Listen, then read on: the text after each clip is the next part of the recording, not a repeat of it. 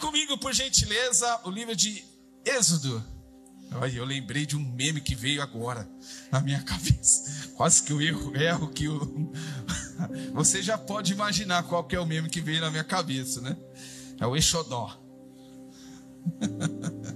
Êxodo capítulo 2, nós vamos falar hoje de uma história tão conhecida, mas que Deus fez um milagre tão especial na vida deste homem. E o tema da mensagem dessa manhã é: quando você acha que está fazendo o melhor e estraga tudo. Quantos já sentiram assim? Falam, mas eu achei que eu estava fazendo o melhor. Aí vem a mulher e fala assim: não é assim. Ou vem seu chefe e fala assim: mas não foi isso que eu falei para você fazer. Ou vem seu pastor e fala assim: não, filho, não era isso que era para você. Muitas vezes, queridos, nós temos isso na nossa vida. E nós vamos hoje mergulhar na palavra de Deus. Preste atenção naquilo que Deus quer fazer sobre a sua vida hoje. Amém? Nós vamos mergulhar aqui de uma forma especial. E nós sairemos daqui mais desafiados e mais apaixonados por aquilo que Deus vai fazer na nossa vida. Amém? Quantos já olharam para essa frase aqui e falaram assim: é verdade. Um dia eu achei que eu estava fazendo tudo e de repente o castelo desmoronou. Não é verdade?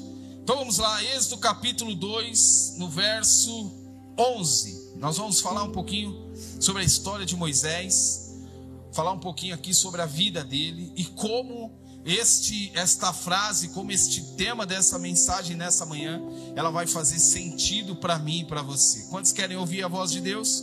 Quantos vieram aqui para ouvir a voz de Deus? De verdade? Então abra o seu coração, deixa Deus mergulhar aí no seu coração, deixa o Espírito Santo alargar as suas tendas, que eu creio que nesta manhã nós seremos impactados pelo poder de Deus. Amém, glória a Deus por um amém aí. Êxodo capítulo 2, verso 11, eu vou ler na versão NVT, talvez seja um pouco diferente da sua versão aí, tá bom? Anos depois, já adulto, Moisés foi visitar o seu povo e descobriu que eles eram forçados a realizar trabalhos pesados. Durante sua visita, ele viu um egípcio espancar um hebreu, um homem do seu povo. Olhou para todos os lados e vendo que não havia ninguém por perto, o que ele fez? Matou um egípcio. Começa aí, queridos. Assim, pastor Moisés, aquele homem que ele começou assim, querido. Vamos lá. Em seguida, sabe o que ele fez? Diz as escrituras: ele escondeu o corpo do peão na areia. No dia seguinte, quando Moisés saiu novamente para visitar o seu povo, ele viu dois hebreus brigando.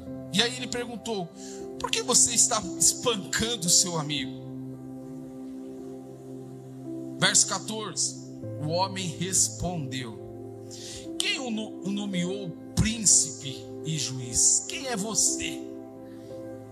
A resposta dos hebreus para ele foi assim: ei, querido, quem é você? Te conheço de onde?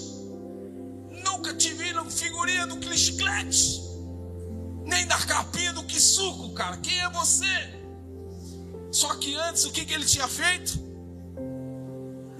Matado o egípcio por conta de quem? Do hebreu. E aí ele foi separar uma briga, uma confusão de dois corintianos. Aí o cara olhou para ele e falou assim: quem é você, rapaz? Quem é você? Te conheço da onde? Só que ele foi lá, só que ele se colocou na brecha, só que ele tentou defender um hebreu. E o próprio hebreu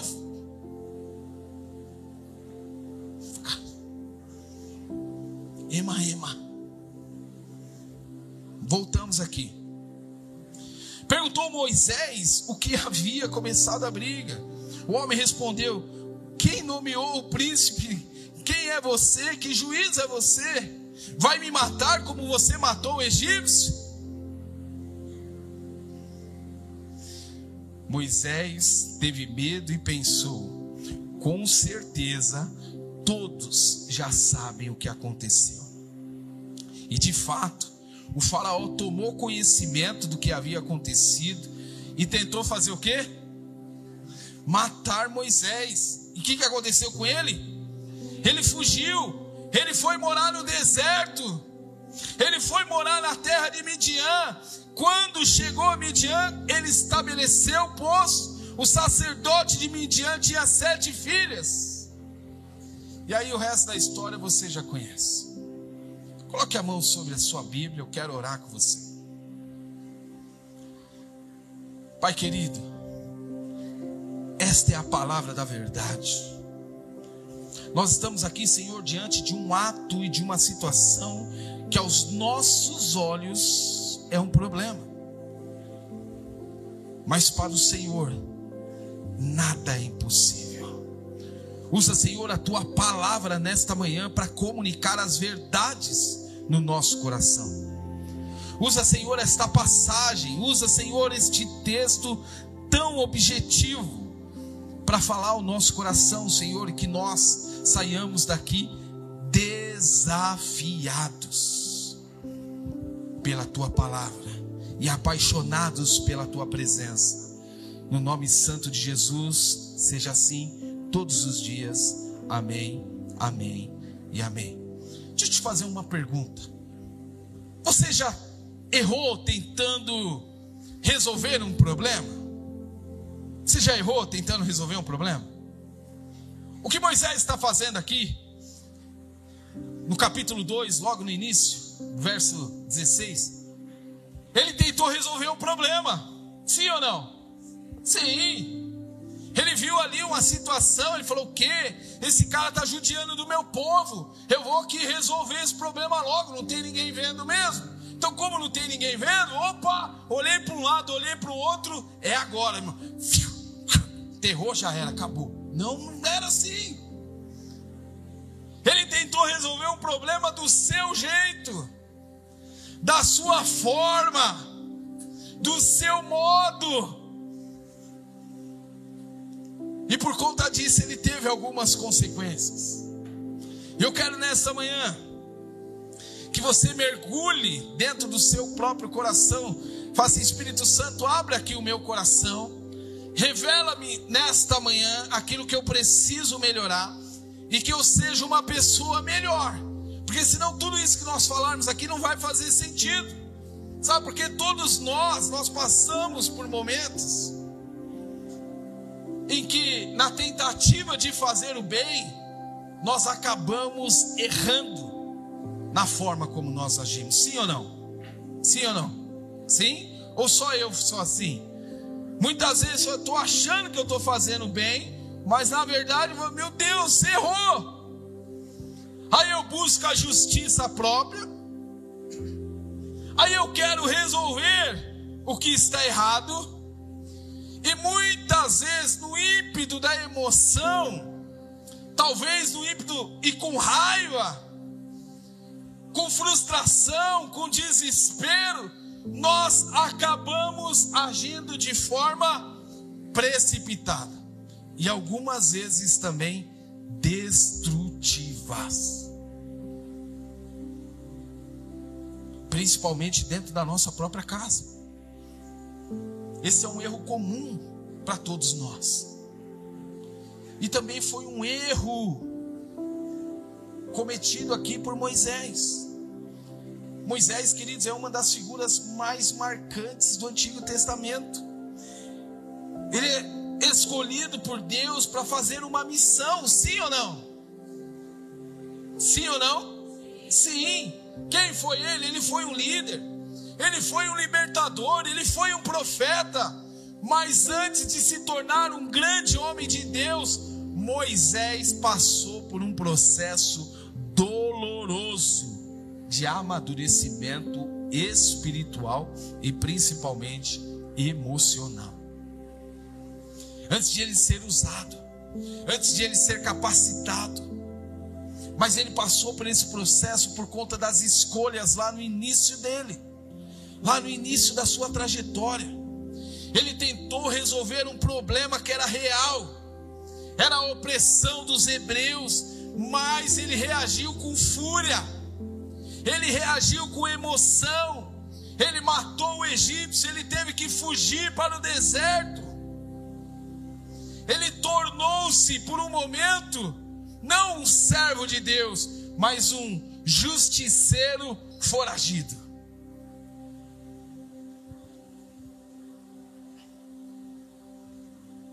E muitas vezes, queridos, nós, com a intenção boa de resolver um problema, nós tomamos atitudes erradas.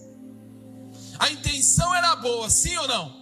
Sim, era defender o seu povo, era defender os hebreus, mas a forma pela qual ele tomou a decisão de defesa foi correta? Não foi correta. Não foi correta, e é sobre isso que eu quero falar com você nessa manhã. Essa passagem, ela marca a virada na vida de Moisés. E hoje, para muitos de nós também, é um dia da virada. É um dia de que nós vamos entender o processo de Deus na nossa vida. Moisés, ele deixou o conforto do palácio. Ele deixou ali as suas regalias, para ele se identificar com o sofrimento daquele povo que ele foi por um instante defender. Só que por um instante ele viu-se na condição de fazer justiça, mas ele não buscou uma justiça vinda do céu. Ele buscou a justiça dos seus próprios braços, de fazer com as suas próprias mãos, de agir com impulso, de agir com emoção. E aí ele sofreu algumas consequências. Ele sentiu o peso do seu chamado. Ele ainda aqui neste momento da sua vida, ele estava sem uma direção divina, sem um preparo espiritual. E talvez você possa estar pensando nesta manhã: opa, isso daqui tem a ver comigo. Eu estou passando por um momento assim, que se pudesse eu pegava uma foice e arrancava o dedinho mindinho de uns 4, 5 perto de mim, para não falar o pescoço. Mas não é essa atitude que nós temos que tomar. Não é a justiça com os nossos próprios braços que o Senhor nos chama para fazer nesta manhã. Nesta manhã o Senhor nos chama e nos desperta para fazer uma justiça com o nosso joelho. Nossa, pastor, como que eu vou fazer justiça com o joelho? Eu vou dar uma joelhada no meu inimigo? Não. Você vai ajoelhar e você vai falar: Senhor, o que eu faço diante dessa situação? O que eu faço diante desse problema? O que eu faço? Quais são as decisões a serem tomadas diante dessa situação, Senhor? Me ajuda, me direciona. Espírito Santo, abre a minha cabeça, toma o meu coração. Senão eu vou agir de uma forma a qual certamente terei prejuízos a mim e a minha família. Muitas vezes nós agimos dessa forma, mas o Senhor nos chama nessa manhã por um tempo novo. Num certo momento na vida de Moisés, ele foi rejeitado pelo seu próprio povo. As pessoas não compreenderam ele. Ele teve que sair do conforto para ir para o deserto. Uma mudança radical. Ele fugiu. O príncipe se tornou forasteiro. Ele teve que se esconder. E muitas vezes nós agimos assim. Se escondemos de problema, se escondemos de situações. Mas eu quero dizer algo para você, da parte de Deus para a sua vida. Muitas vezes quando Deus nos leva para o deserto, assim como levou Moisés, Ele não nos leva no deserto para nos tirar ou nos fazer fugir de situação. Ele nos leva para o deserto para nos dar um início a um tratamento na nossa vida, que vai nos transformar e nos capacitar para algo maior. Talvez você esteja passando no deserto. Talvez você esteja na mesma situação que Moisés estava. Você foi injustiçado porque você defendeu ou tentou defender alguém. Só que as pessoas não entenderam o seu real motivo. Aí te deixaram de lado. Aí o Senhor te tirou daquela situação ou daquele rol de pessoas, te levou para longe. Você está pensando que é o deserto, mas eu quero dizer algo para você: não é o deserto, é Deus te preparando e te moldando para algo maior. Se nós não enxergarmos dessa forma, nós vamos culpar a Deus por tudo. Mas Deus está apenas preservando a boa semente que está no meu e no seu coração. Assim também como estava no coração de Moisés. Deus tirou ele por um período. Quanto tempo ele ficou no deserto? Quanto tempo? Pode falar, irmãos. Com fé, querido. Você tem fé e você é um conhecedor da verdade. Não precisa, será que foi 10? Será que foi 15? Não, queridos, 40 anos! 40 anos no deserto. Deus tratando, Deus moldando, Deus tirando as regalias do palácio, Deus formando o seu caráter, Deus restabelecendo os propósitos na vida desse homem, para aí sim depois usá-lo de maneira poderosa e honrosa como usou. Por que nós reclamamos de passar um mês no deserto? Deus está nos moldando, Deus está nos preparando, Deus está preservando a boa semente no nosso coração, para que no tempo certo essa semente dê frutos, e frutos que permaneçam. Esse é o nosso maior desafio. Esse é o nosso maior desafio, de entender o propósito de Deus para a nossa vida. Sabe, porque senão o que vai acontecer conosco? Nós vamos parar no meio do caminho. E adivinha o que o diabo quer que eu e você faça? Adivinha, fala aí pro seu irmão enquanto eu tomo uma água.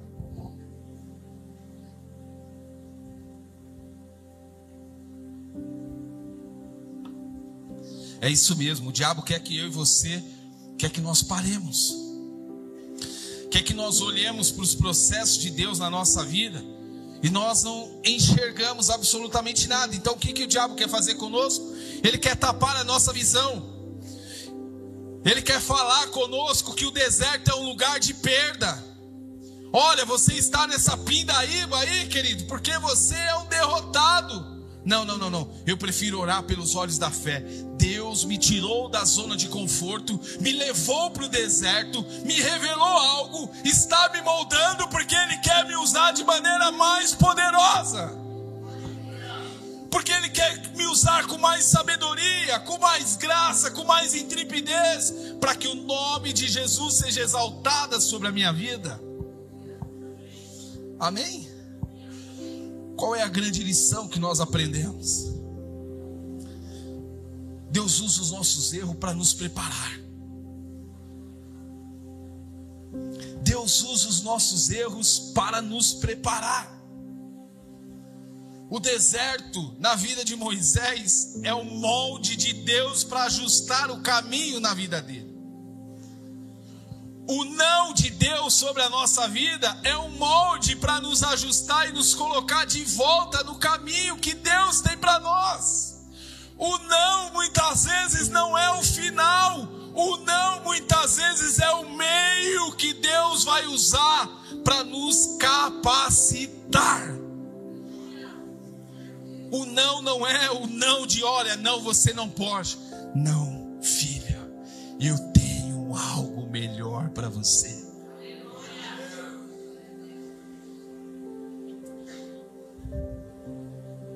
Quantos já se viram aqui na necessidade de provar algo para alguém? Seja sincero. Seja assim, eu já, irmãos. Ah, querido, se é para falar de provar algo para alguém, eu sou o primeiro. Mas não é isso. Eu coloquei aqui, ó. Eu quero que você pense comigo. Nós vamos pensar sobre algumas pessoas que Deus usou muito na Bíblia. E aí talvez em alguma delas você vai falar assim: nossa,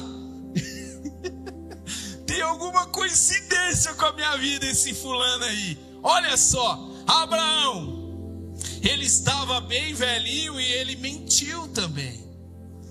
O que aconteceu com ele?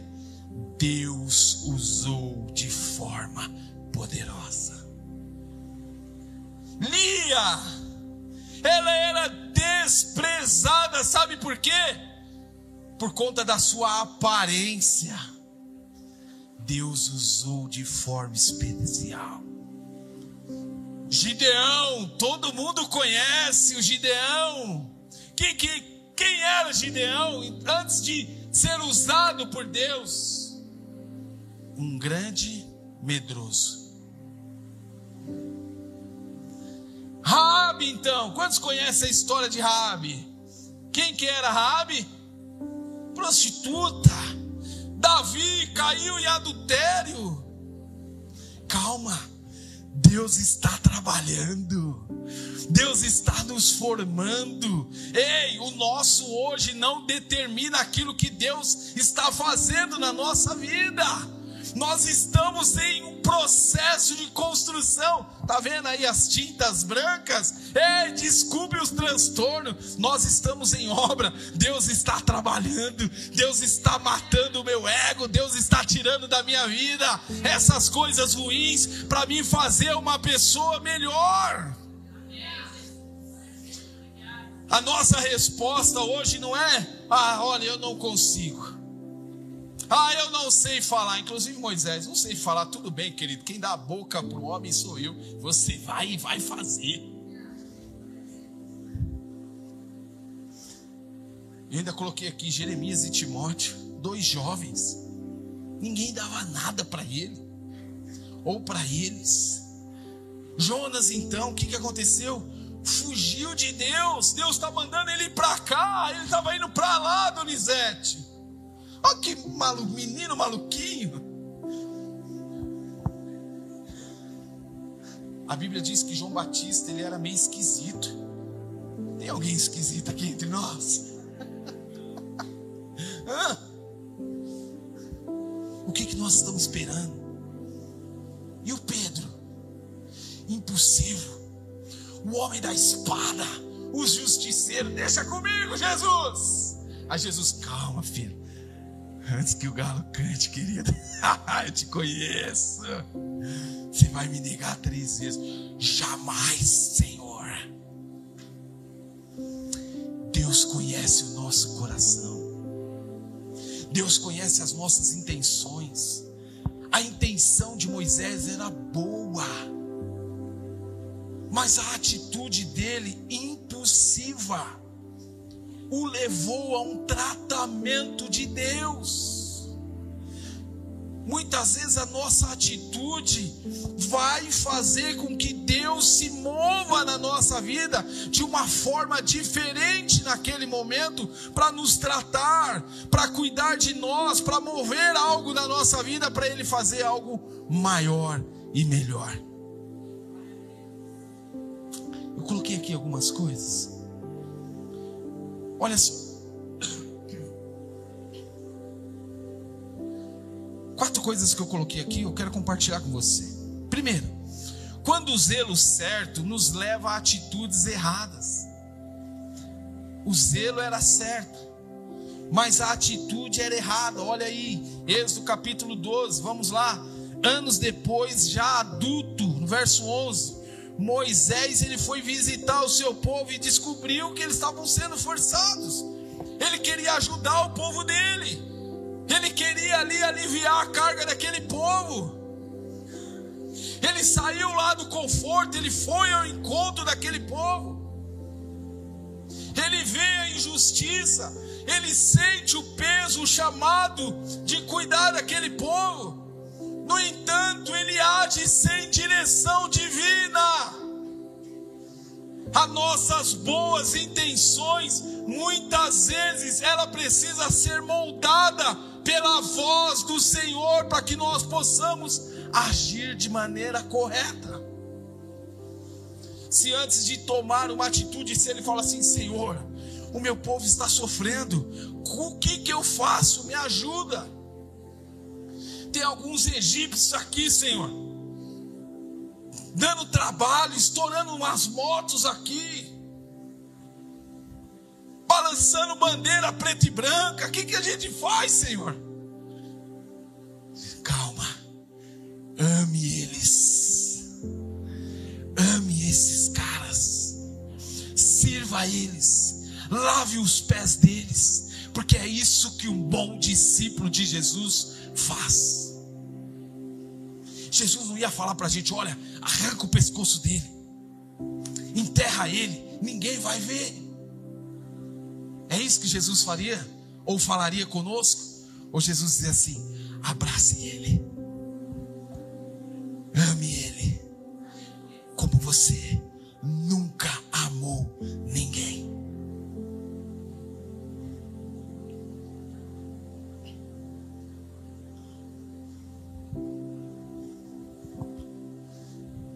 Deus muitas vezes vai usar o nosso erro como parte do processo de amadurecimento na nossa vida, para nos mostrar aquilo que Ele tem para fazer em nós e através de nós. Amém, queridos?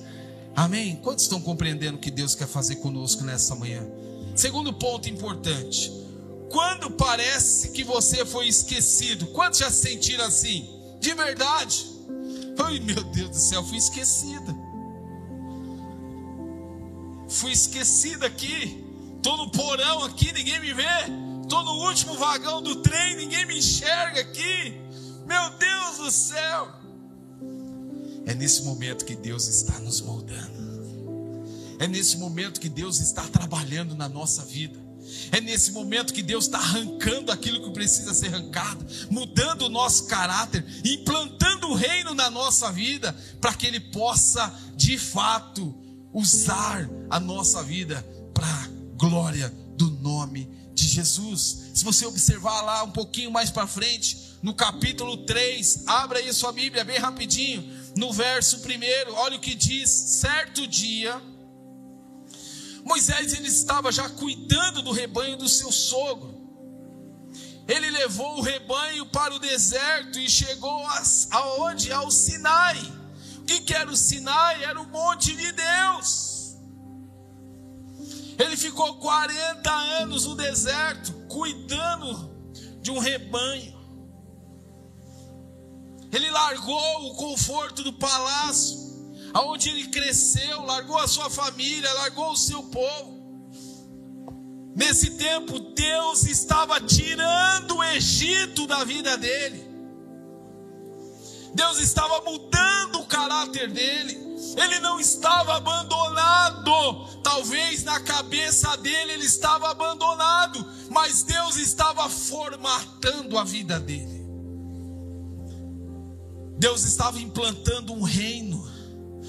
Deus estava estabelecendo algo especial que faria na vida dele e através da vida dele. Ele não estava sozinho no deserto. Ei, você não está sozinho.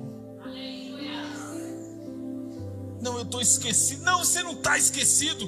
Deus está formatando a sua vida. Deus está tirando o Egito de você. Deus está tirando o mundo da sua vida. Deus está santificando a sua vida.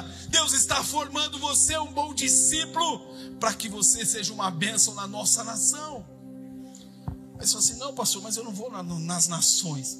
Seja uma bênção então onde você estiver, na sua família, no seu trabalho. Não sei.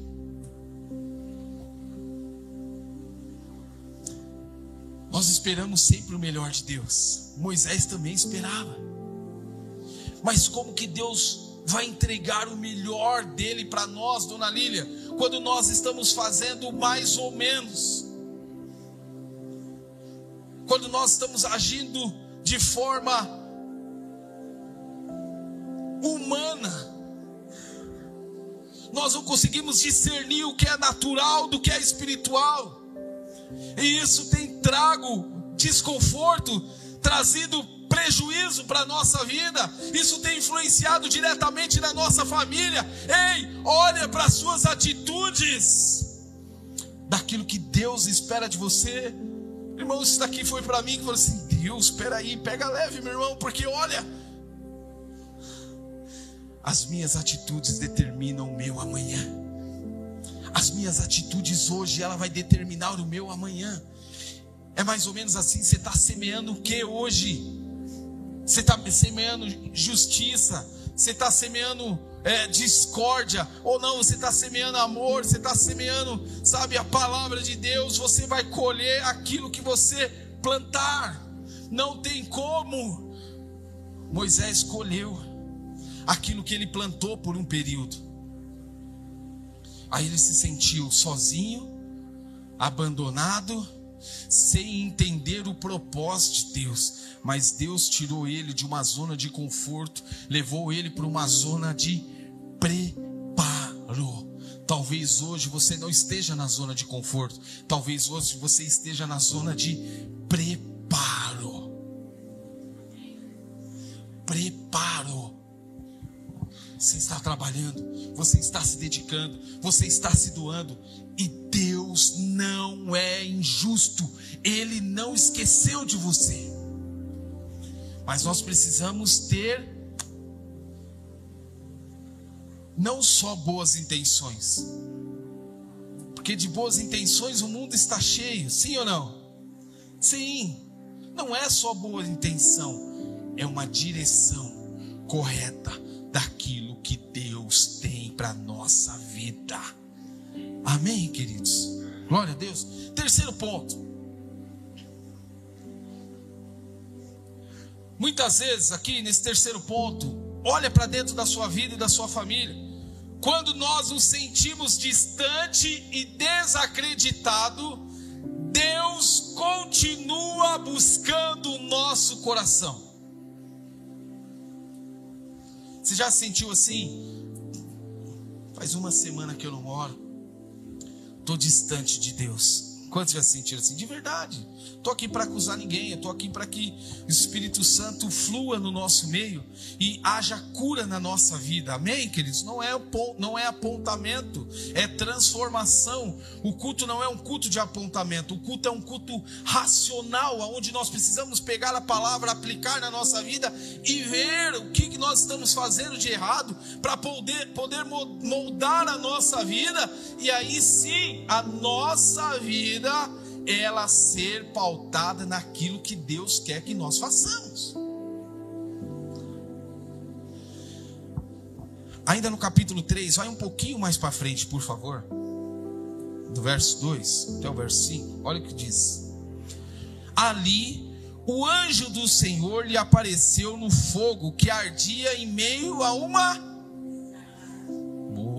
arbusto, aqui diz a minha versão. Moisés olhou admirado, pois embora a sarça estivesse em chamas, o fogo não se consumia. Deus vai usar as coisas loucas desse mundo para confundir os sábios, e muitas vezes isso vai falar comigo e com você.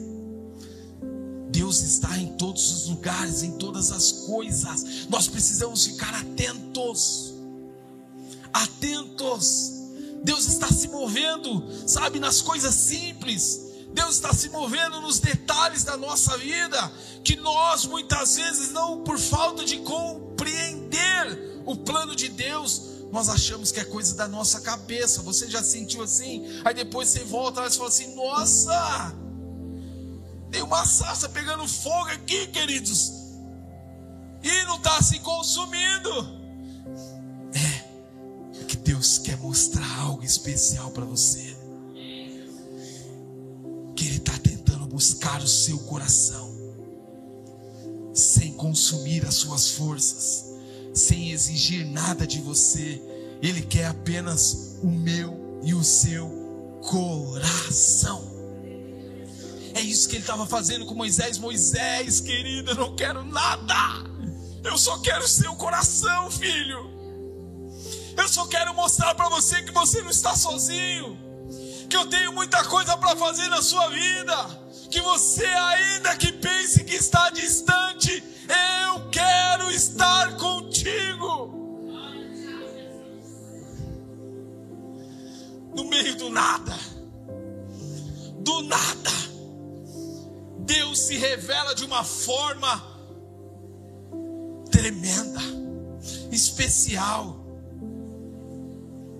Moisés aqui estava afastado do coração de Deus, mas Deus não estava afastado dele. Deus o chamava pelo Moisés. Deus está dizendo aqui nesta manhã, Márcio. Deus está dizendo aqui nesta manhã, Vitor, Caio. Deus está falando nesta manhã, Wellington. Deus está falando nesta manhã, o seu nome, te chamando pelo nome para você voltar para casa. Deus continua com intensidade desejando entrar na sua vida.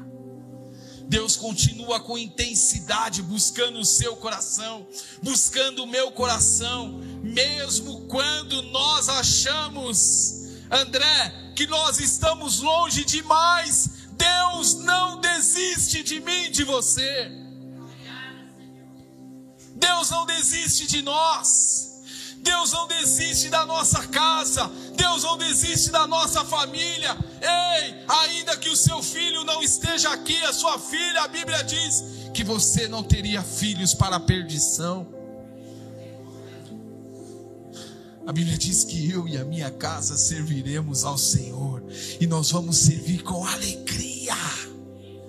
Você pode declarar isso sobre a sua família, você pode declarar isso sobre a sua casa. Eu e a minha casa serviremos ao Senhor com alegria, custe o que custar, seja o preço que for, o Senhor continuará sendo Deus da minha vida, da minha casa e da minha família. Você pode aplaudir ao Senhor?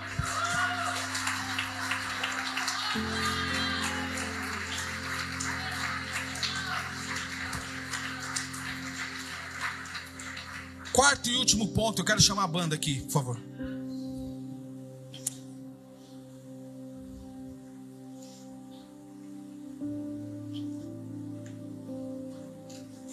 Essa talvez peguem alguns aí, tá?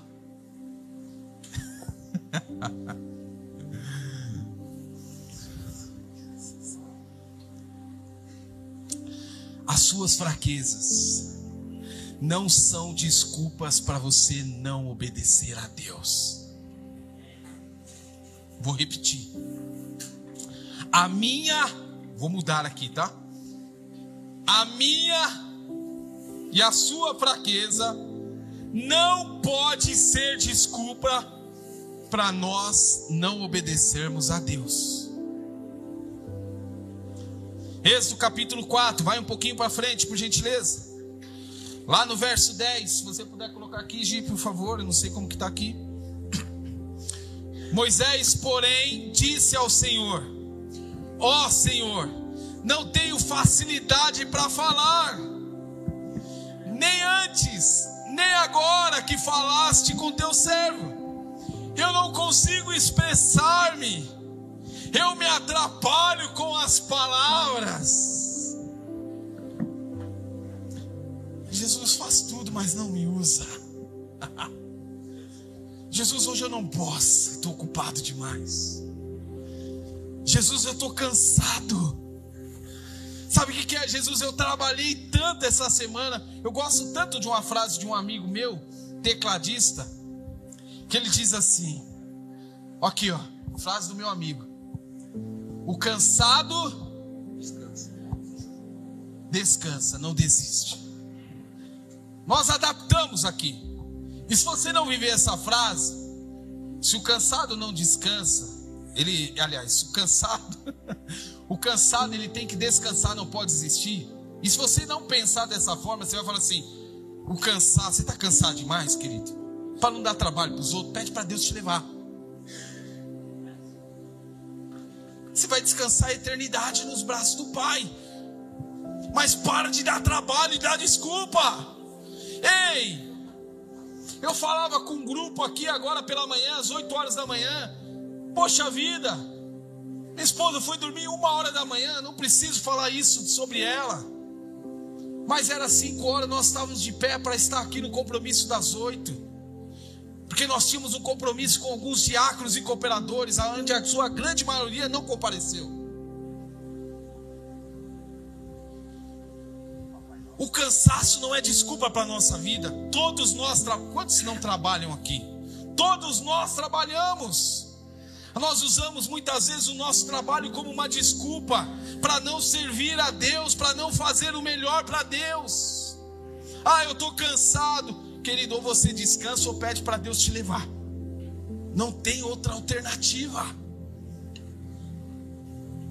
Eu costumo dizer que assim, um domingo por mês, eu preciso dormir 14 horas. É a minha necessidade. Qual é a sua? Eu vou dormir 5 horas da tarde. Eu vou acordar no outro dia, 5 horas da manhã, 12 horas.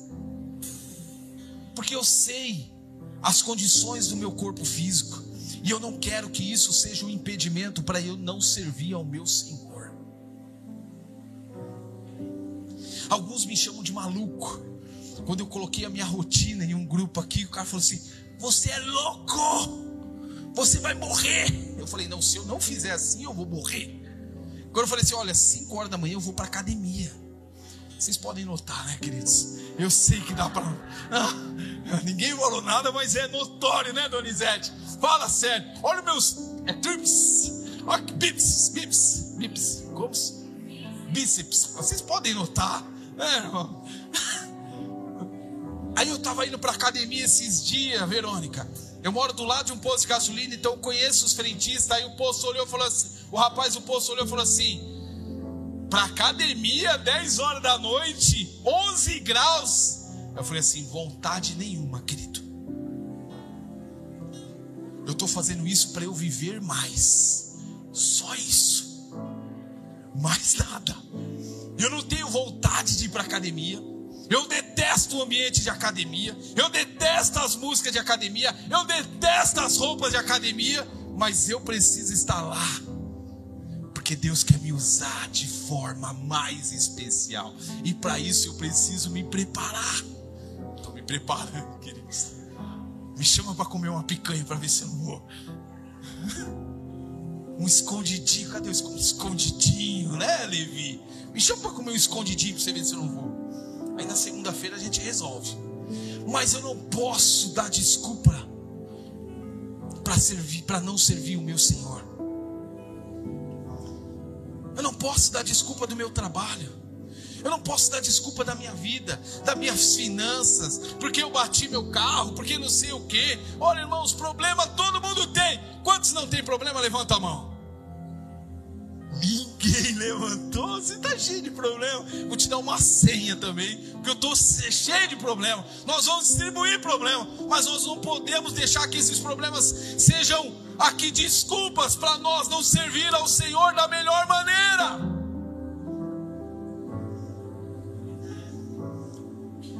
Deus está te chamando nesta manhã para viver coisas grandes, coisas tremendas.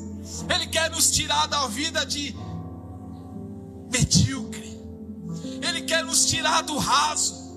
Ele quer nos levar para uma profundidade de intimidade que nós não vivemos ainda. Pastor, como que eu vou fazer isso? Abrindo o meu coração.